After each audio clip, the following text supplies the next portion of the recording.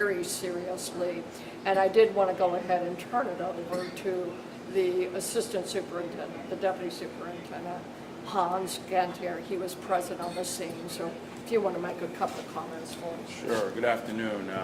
So as the chief said, I was out there, and I approached the scene.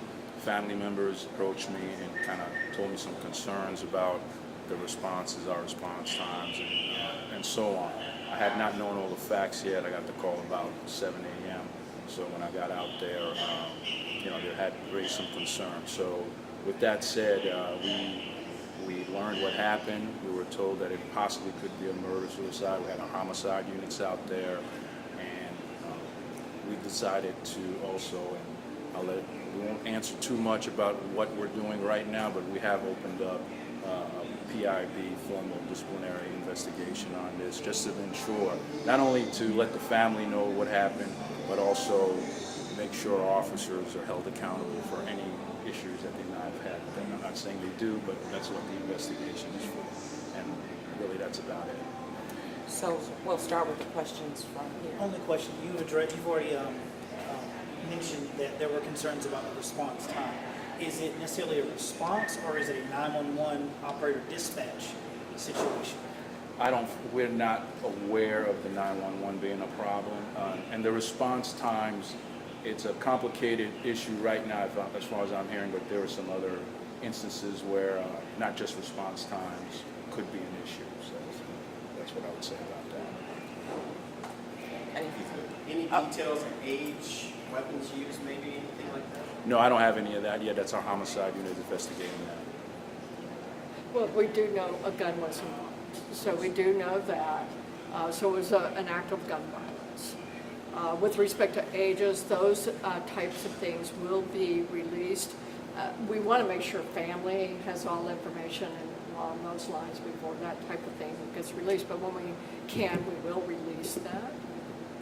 Dr. Decker. Yeah. Can you just clarify the PIB disciplinary investigation that's into the response time or into something else? The whole thing. It's the whole event. So we're going to look at it from the start of the call, what happened in between, and what happened after they discovered the bodies. And it just also, you made a good question.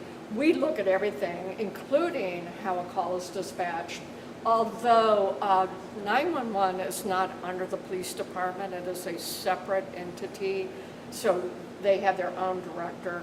We work very well with them, but our reviews do include how did the call come in, how was it then relayed to officers, what did they know, what did they not know. We look at times, all of that.